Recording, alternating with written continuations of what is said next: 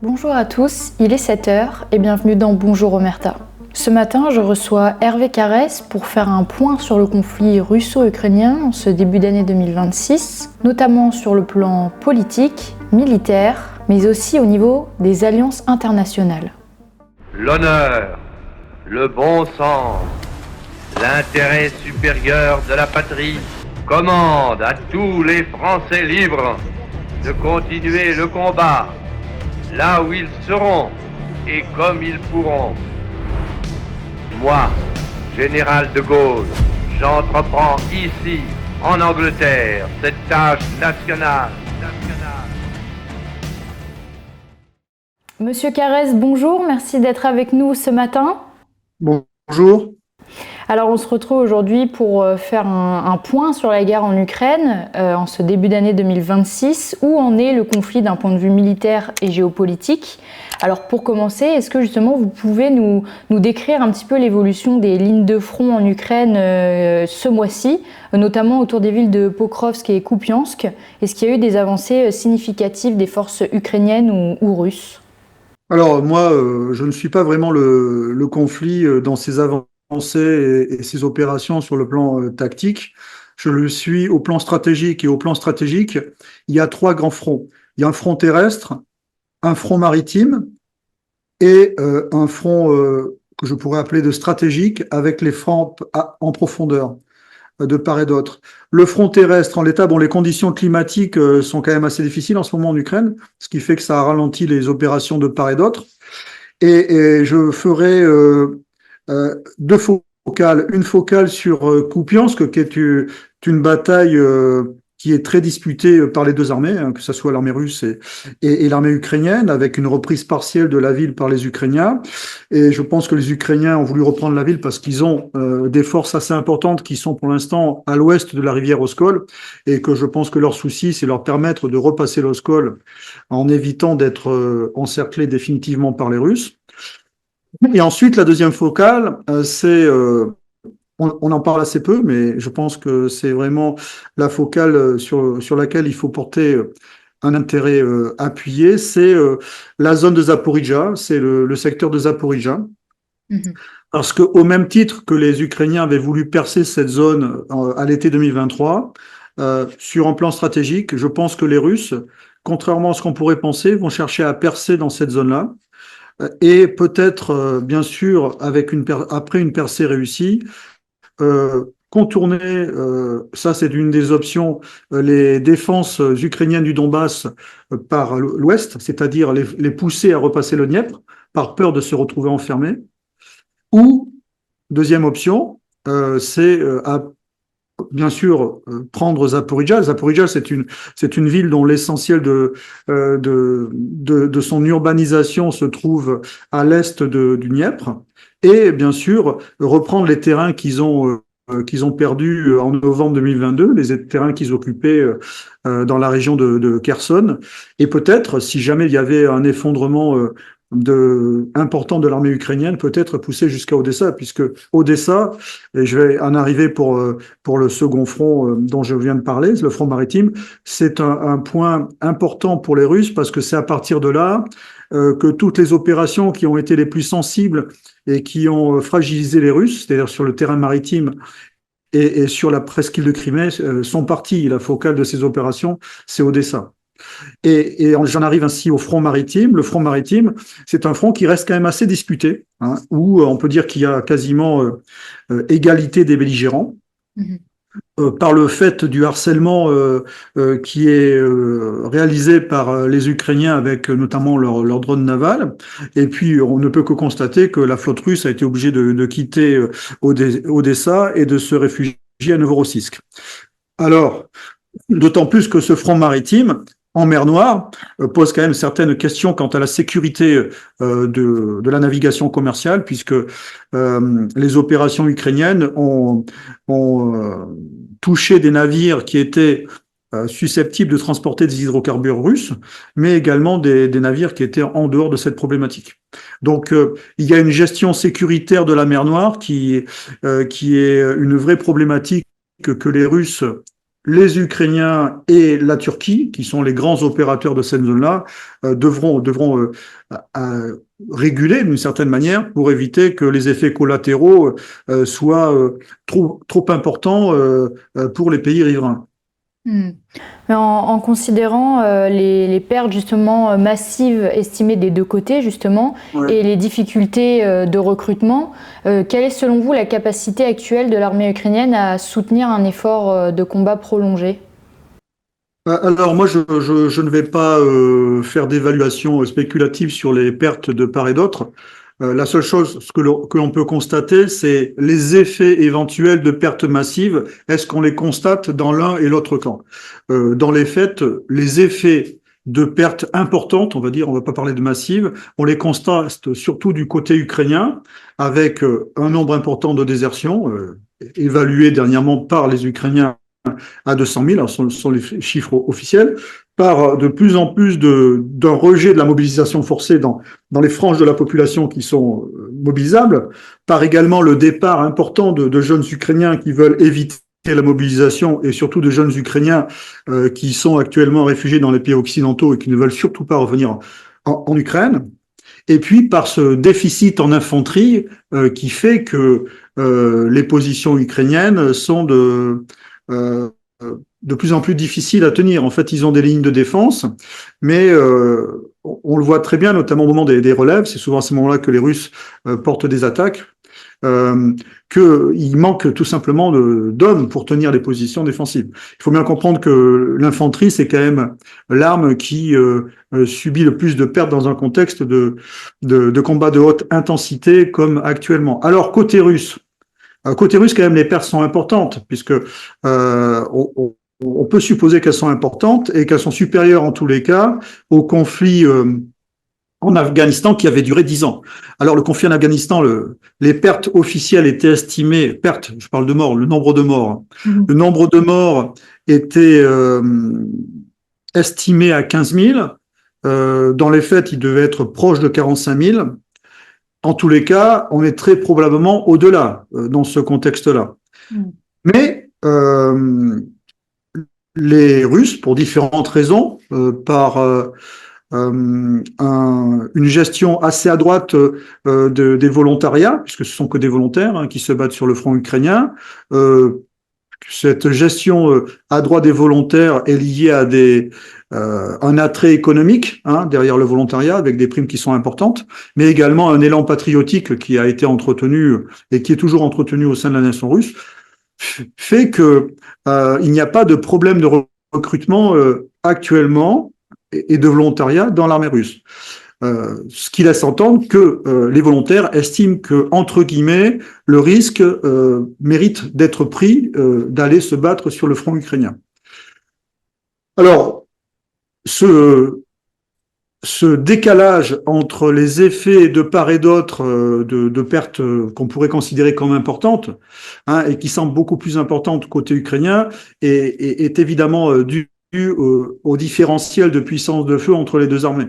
Même si ce sont deux armées modernes et qui ont des matériels comparables, quantitativement, l'artillerie russe et maintenant même d'ailleurs sur le plan des drones, le nombre de drones qui sont capables d'opérer sur le front ukrainien, le front terrestre, font que de facto les pertes ukrainiennes ne peuvent être que supérieures. Alors certains disent que les pertes russes sont supérieures parce qu'ils sont en attaque, mais en fait, c'est obérer le fait que les Russes, dès qu'ils sont en difficulté, en fait, ils écrasent littéralement les positions ukrainiennes. C'est ce qu'ils ont fait à Pokrovsk. Vous parliez tout à l'heure de Pokrovsk. Toutes les dernières poches ont été littéralement écrasées, soit par des bombes guidées planantes, soit par l'artillerie, et in fine également par les drones. Donc, ce différentiel de puissance de feu, évidemment, il va se retrouver dans les pertes de part et d'autre. Et surtout, c'est ce qui est grave, ce qui est, on va dire, marquant et différenciant entre ces deux belligérants, c'est que la ressource humaine, au départ, disponible pour les Russes, alors je parle de manière absolue, elle est supérieure, puisque c'est un pays de 150 millions d'habitants environ, et côté ukrainien, d'après les dernières estimations, on serait à 30 millions d'habitants. Bon, il y a très visuellement des évolutions sur le plan militaire. Parfois, on entend moins parler du conflit russo-ukrainien parce qu'il se passe tellement de choses dans le monde qu'on a l'impression que ça s'arrête, mais ça évolue constamment. C'est également le cas au niveau des discussions de paix. Et justement, ma question, selon vous, qu'est-ce qu'on peut attendre des récentes discussions trilatérales entre Abu Dhabi, l'Ukraine, la Russie et les États-Unis? Enfin, à Abu Dhabi, entre l'Ukraine, la Russie et les États-Unis. Je vais faire une réponse courte, pas grand-chose. Pas grand-chose. Non, mais il faut bien comprendre que les positions des belligérants directs n'ont pas changé.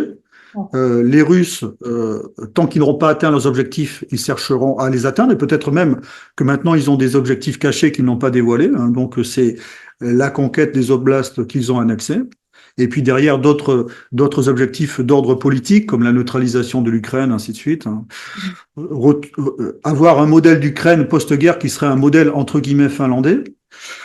Le gouvernement ukrainien actuel, après les sacrifices de quasiment 4 ans de guerre, eh bien, ça sera difficile pour lui, après tous ces sacrifices et toutes ces destructions, de lâcher comme ça, sans combat, les territoires qui sont revendiqués par les Russes. Et puis, d'autant qu'il y a une vraie problématique pour le gouvernement ukrainien, et notamment le président Zelensky, c'est que les forces ultranationalistes, qui sont des unités de combat, qui sont comme la brigade, enfin le corps Azov maintenant, parce que c'est devenu un corps, et d'autres unités, il est certain qu'elles n'accepteraient pas une capitulation aussi radicale de la part de leur gouvernement, et que ça pourrait conduire à des mouvements qui seraient comparables à ceux des corps francs à la fin de la Première Guerre mondiale en Allemagne. Vous avez évoqué justement cette cession des territoires.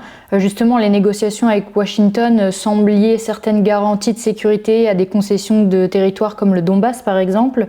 Est-ce que, si cela était accepté, ça fragiliserait, selon vous, la position diplomatique ukrainienne ? Ah oui, s'il acceptait comme ça, surtout que bon, il faut quand même si l'armée ukrainienne est en difficulté, et que je pense que malheureusement ces difficultés vont aller en empirant, parce que c'est la logique de la guerre d'attrition et du différentiel de puissance au départ entre les deux belligérants directs. Je pense que si jamais il devait abandonner comme cela ces territoires sans combat, ça serait impossible sur le plan politique pour le gouvernement ukrainien.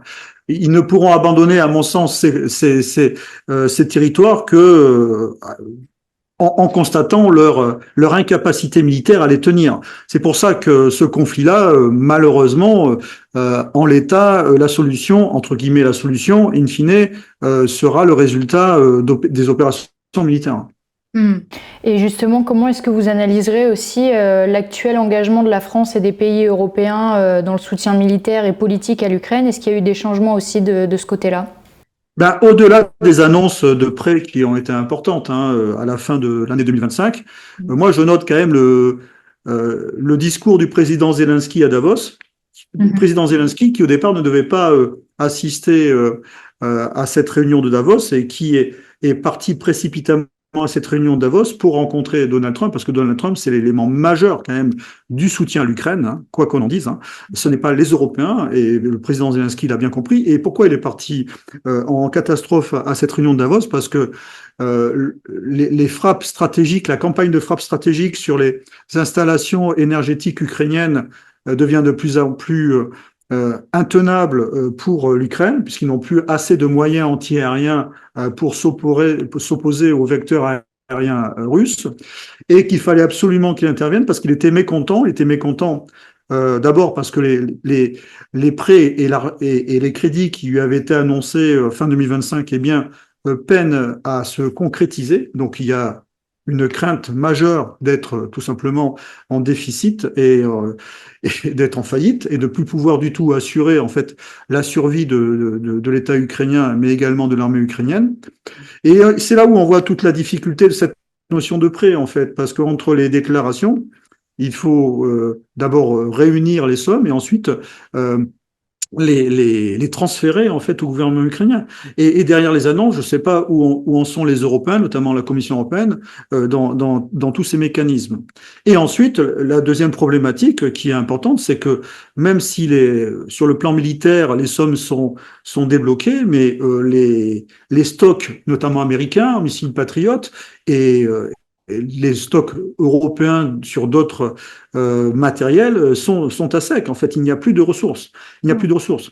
Et cette guerre d'attrition, qui est une guerre moderne, en fait, c'est un combat entre des complexes militaro-industriels. Et le complexe militaro-industriel russe, qui est un héritage de l'ex-Union soviétique, depuis longtemps se préparait en fait à ce type de guerre. Et comme ce complexe militaro-industriel, c'est un complexe étatique, hein, depuis longtemps, ils avaient des usines en fait avec des lignes de production dormantes qu'ils ont réactivées, sans citer les usines bien sûr qu'ils ont construit ex nihilo pour assurer le soutien matériel des unités qui se battaient sur le front ukrainien. Donc, ce complexe militaro-industriel étatique russe, dans les faits, assure mieux sa mission et pleinement sa mission comparativement au complexe militaro-industriel des alliés de l'Ukraine qui repose exclusivement sur des entreprises privées. Et ces entreprises privées, pour ouvrir une chaîne, elles peuvent pas se permettre d'avoir des chaînes dormantes. Hein, elles sont obligées d'avoir des contrats parce que s'il y a une relation entre l'investissement et les profits qui sont attendus. Alors, je parle bien de profit parce que ça, c'est important également, c'est que ce complexe militaro-industriel privé occidental va chercher à faire du profit, ce qui est logique, la logique capitaliste, alors que en face, les matériels sont quasiment vendus à l'État russe au prix coûtant. Vous voyez, également, il y a également cette notion financière qui devient majeure dans ce conflit, surtout avec des États européens qui veulent soutenir financièrement l'Ukraine et qui sont eux-mêmes dans de très grandes difficultés financières. Je pense en particulier à la France. Oui. Là, vous avez également évoqué l'importance du soutien américain.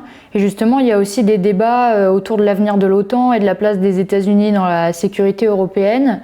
Quel impact est-ce que ça peut avoir sur la stratégie ukrainienne, justement, cette peur de l'abandon du soutien américain? Est-ce que vous pensez que ça peut pousser l'Ukraine à accepter des choses qu'elle n'aurait pas considérées initialement? Bon, de toute façon, les Américains sont les patrons de l'OTAN. L'OTAN, c'est alors, l'OTAN, je parle bien, il faut faire la différence entre le pacte de l'Atlantique Nord et l'OTAN.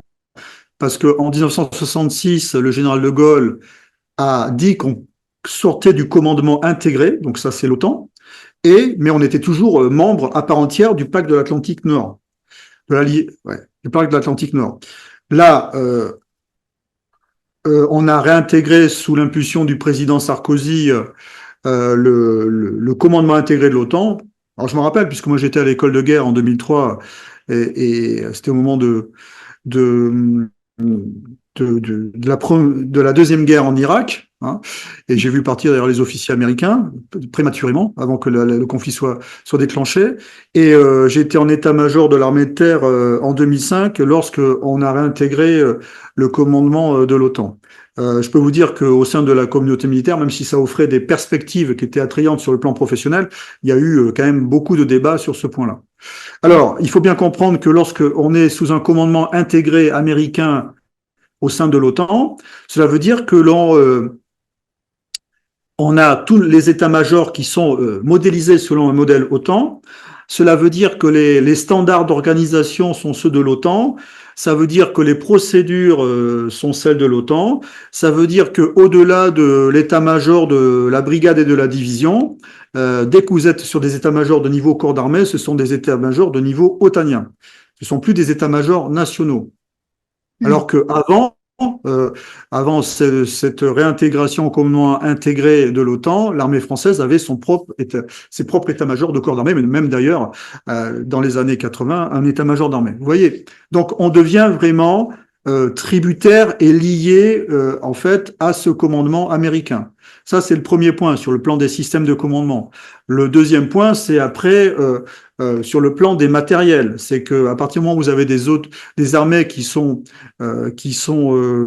utilisent des matériels majeurs qui relèvent des États-Unis. On va parler du F-35 très clairement, mais il y a d'autres éléments. À partir du moment où vous avez par exemple des drones Reaper, qui sont également des matériels américains, vous avez des contraintes d'utilisation quand même qui sont liées à ces matériels. Et alors notamment le F-35, puisque c'est un système intégré et, voilà, et hyper connecté, et on peut très bien imaginer que les Américains pourraient empêcher les F-35 de décoller si jamais il y avait des opérations par un des alliés de l'OTAN européen qui ne convenait pas tout simplement à la géopolitique ou à la stratégie américaine. Donc le système de l'OTAN, c'est un système intégré à la main des Américains, avec des forces alliées, mais qui sont quand même liées à ce système qui relève des Américains. Les Américains ne quitteront jamais l'OTAN. C'est un système qui leur est profitable sur le plan géostratégique et qui leur est profitable également sur le plan économique, puisqu'on voit très bien que cette nécessité de standardisation, elle passe par l'achat de matériel américain, tout simplement. Oui, bien sûr. Donc, ils vont renégocier leur participation, c'est-à-dire leur participation peut-être en termes humains, puisque dernièrement, le secrétaire à la Défense a annoncé qu'ils allaient retirer 200 officiers des états-majors de l'OTAN. Mais ils vont demander aux Européens de participer de manière plus importante, bon, ils l'ont déjà fait d'ailleurs, sur le plan financier, en achetant des armements américains à cette structure intégrée, mais ils ne quitteront jamais l'OTAN. Mais pour eux, je pense que si l'OTAN a été longtemps quelque chose de majeur dans leur stratégie de sécurité nationale, ça l'est devenu moins maintenant. Vous voyez ? Et je serais pas étonné que, par exemple, ils réactivent ce qui a existé jusque dans les années 70, c'est-à-dire l'OTAS, c'était l'équivalent, hein, mais pour le sud-est asiatique, et qui a cessé d'exister à la fin de la guerre au Vietnam. Je serais pas étonné qu'ils remettent en place un système comparable avec des alliés asiatiques. Que ça soit, alors quand je dis asiatique, c'est l'Australie, la Nouvelle-Zélande, et puis également quelques pays amis comme la Corée du Sud. Vous voyez. On sent qu'il y a une vraie bascule de l'intérêt stratégique des Américains. Et on le voit très bien lorsqu'on lit leur document qui est sorti sur la stratégie nationale de sécurité, qui est sorti en novembre 2025. Alors, ils ont sorti, le Pentagone a sorti évidemment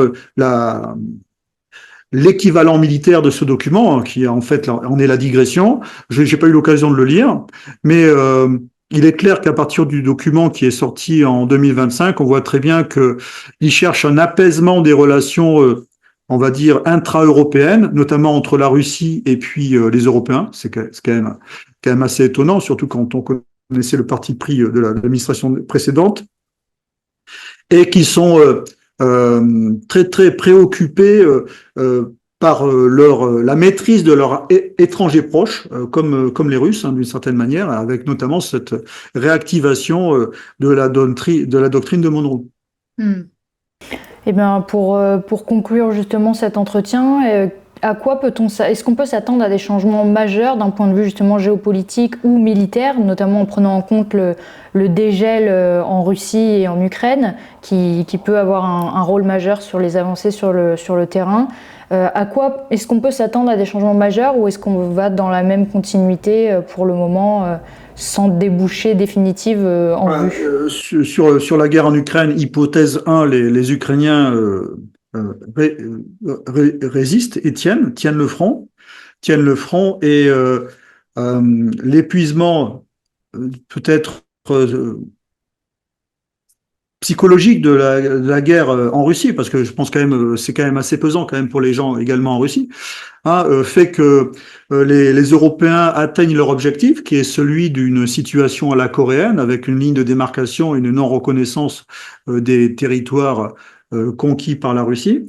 Donc, ce qui serait très clairement une victoire de la position européenne, hein, de l'appui. Alors, c'est une victoire, si vous voulez, militaire au plan stratégique, mais ça va à l'encontre des intérêts européens quand on réfléchit aux intérêts globaux européens dans cette guerre-là. Mais bon, je mets de côté cet aspect-là. Et puis, deuxième option, eh bien, on assiste à un effondrement partiel de l'armée ukrainienne sur certaines zones, et notamment, comme je vous l'ai dit, sur la zone de Zaporijjia, qui permet aux Russes de recommencer des manœuvres de grande ampleur comme celles qu'ils avaient réalisées au début du conflit, où ils avaient avancé de manière fulgurante. Et là, on ne peut pas s'interdire de penser que dans ce cadre-là, ils pourraient aller jusqu'au Dniepr, hein, de manière presque systématique, parce qu'on est sur des zones quand même qui historiquement étaient plutôt proches de la Russie. On le voit très bien. D'ailleurs, c'est tout le dilemme d'ailleurs de toutes ces villes qui sont bombardées par les Russes. Et puis peut-être même pousser leur avantage jusqu'à Odessa. Hein, sachant qu'Odessa, c'est toujours une ville où la fidélité au gouvernement ukrainien a été historiquement sujette à caution et pour ça d'ailleurs que le gouverneur de Odessa, c'est quelqu'un qui a été mis en place, c'est quelqu'un d'assez dur sur le plan politique, hein, très proche justement des mouvements ultranationalistes. Donc ça, c'est la deuxième option. Alors en 2026, peut-être qu'il y aura un dénouement. Peut-être, hein, parce que si vous voulez, cet épuisement des Européens, hein, cet épuisement financier des Européens et matériel des Européens va avoir forcément des conséquences sur la résistance ukrainienne. Alors la résistance ukrainienne, d'une certaine manière, a toujours une forme d'appui de la part des Américains, notamment en termes de renseignements et d'autres éléments, parce que les Américains ne veulent pas non plus que alors qu'ils sont, entre guillemets, rentrés en période de négociation avec les Russes, qu'il y ait un effondrement rapide et catastrophique de l'armée ukrainienne, mais c'est quand même problématique. En tous les cas, en l'état des forces, je pense qu'on pourrait avoir une option 2 à aménager avec peut-être une solution négociée in fine, un petit peu comme à la fin de la Première Guerre mondiale, où, quoi qu'on en dise, les troupes ukrainiennes seraient conduites à se retirer pour éviter peut-être des prises territoriales supérieures aux revendications russes actuelles. Vous voyez, je pense qu'on pourra arriver vers une solution comme cela en 2026. Et quant à la situation géopolitique au plan international, on est rentré dans le monde multipolaire. Hein, et le monde multipolaire, c'est le monde des États-nations, c'est pas le monde des structures supranationales comme l'Union européenne qui ont toujours quelques velléités géopolitiques, mais qui ne sont pas reconnus au plan international, hein, qui ne sont pas reconnus par les grands acteurs, que ce soit la Chine, la Russie et puis les États-Unis, mais également par d'autres États-nations. Donc ça va être le monde des États-nations avec des zones d'influence, des puissances. Alors quand je parle des puissances, je parle de la Chine, de la Russie, des États-Unis, sans doute de l'Inde, qui est une puissance émergente, des zones de confrontation de ces puissances, hein, mais également des zones de coopération. Bon, on le voit très bien dans le domaine aérospatial, ça c'est un fait. Hein, la coopération russo-états-unienne dans le domaine aérospatial n'a pas faibli, et même avec l'ancienne administration d'ailleurs. Hein. Et on pourrait très bien imaginer une coopération internationale élargie, incluant les Chinois, puisque les Chinois sont en train d'avancer à grands pas dans le domaine aérospatial. Vous voyez, donc on va être dans cette configuration-là, et malheureusement les Européens, les dirigeants européens qui n'ont pas compris cette révolution dans les affaires internationales sont en train de se ferrer et de se cornériser avec ce conflit ukrainien qui malheureusement dessert leurs intérêts, et ils vont passer à côté de cette révolution-là, à moins qu'il y ait une réforme de l'Union européenne vers une confédération, c'est-à-dire un retour du poids des États-nations dans cette confédération, ou alors l'Union européenne va tout simplement éclater, hein, avec des États-nations qui vont se dégager. Bon, pour l'instant, vous voyez que l'Union européenne, il y a quand même énormément de choses qui s'y passent en ce moment. Hein. Les jeux se dévoilent. On voit très bien que c'est de plus en plus un outil au service de l'Allemagne, hein, que le chancelier Merz est en train de se rapprocher de l'Italie. Et ça, c'est très intéressant parce que ce sont les deux grandes nations industrielles et que du fait du manque de vision et de constance de l'exécutif français, la France est en train de se faire complètement ostraciser dans cette affaire-là. Alors, dans l'affaire du Groenland, honnêtement, l'affaire du Groenland, c'est une affaire qui est partie des outrances habituelles du président Trump, mais avec derrière une vraie réflexion stratégique, comme d'habitude, qui est celle de la maîtrise des passages du Nord. Hein. Oui, bien sûr. Et en deuxième objectif, éventuellement exploiter des ressources minérales groenlandaises. Mais dans les faits, qu'est-ce qui va se passer? C'est que derrière les outrances, les Américains vont négocier avec le Danemark et puis ils vont se retrouver in fine avec une position qui sera meilleure que celle qu'ils avaient au départ. Donc ils seront gagnants. Et quant à la position de la France sur le Groenland, elle ferait mieux de s'occuper de ces Groenland à elle, que ça soit la Guyane, que ce soit Saint-Pierre-de-Miquelon et la Nouvelle-Calédonie. Hein. Et je pense que là, il y a des vrais enjeux qui sont des enjeux nationaux et que dans lesquels les Européens ne viendront pas du tout s'immiscer. Eh ben, Monsieur Carès, merci beaucoup d'avoir partagé votre expertise avec nous ce matin. Et puis, on espère vous retrouver très prochainement sur la chaîne YouTube d'Omerta. Voilà, merci. Bonne journée. Et merci à vous d'avoir regardé cette vidéo. Je vous dis à demain pour une nouvelle thématique avec un nouvel invité. En attendant, je vous souhaite à tous une excellente journée. À demain.